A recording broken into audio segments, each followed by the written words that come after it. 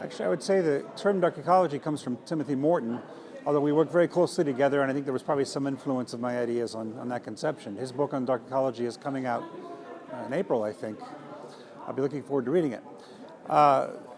In the opening session of this journey, 4 or 5 days ago, whenever it was, Ariel Tena mentioned that the dark ecology concept probably had something to do with the fact that we are affected by our ecology directly. It's not just something we see at a distance.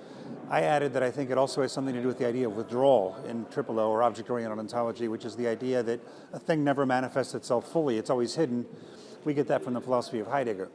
As far as dark ecology in the past 5 days, I think the literal darkness actually had something to do with the dark ecology in this case. Even though Morton didn't mean literal darkness, the fact that it's always so dark here made everything look very surreal, the factories and the landscapes and everything, and that gave a kind of aesthetic feel to the entire experience. And aesthetics is very important for our philosophy because for us, aesthetics is about the way things withdraw from their visible properties.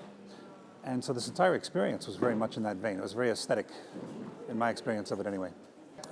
I had been to Russia once before. I'd been to Perm in 2012, and I'd stopped in Moscow for about 6 hours while I had a layover. So I'd seen a little bit of Russia, and I'd never been to Murmansk before, but I had studied Murmansk, ironically, when I was 11 years old, because we studied Russia. This was, the Cold War was kind of winding down, and we learned about Murmansk because we learned it was the only port on the north of Russia with no ice, and so that I never forgot that.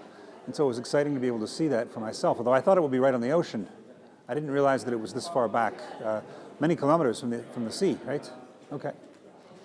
Probably, but that generally takes some time to play out. So oftentimes journeys have a greater effect on us later than they do at the time. We have to process them, we have to digest them. Just like with a book often doesn't affect us right away. It often takes months or years to really burrow down into us and have an effect that we can't foresee. Other parts of the world? Yes. Yeah, it wouldn't necessarily have to be places that are actually dark, just anything that's a little unusual to throw you out of your routine. I was in the Maldives, which are going to disappear apparently in 20 or so years. They're already very strange because they're just a lot of islands with very tropical fruits connected by boat trips, sprawling over thousands of miles of ocean. But the country probably will not exist in 20 years, and that gave a certain solemnity to the entire visit there.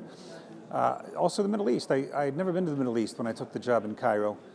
And that was so different from anything I had experienced before that I found my mind working in new ways. And it's probably not an accident that I became very productive when I moved to Cairo because it set my brain on fire and I was thinking harder than I ever had before.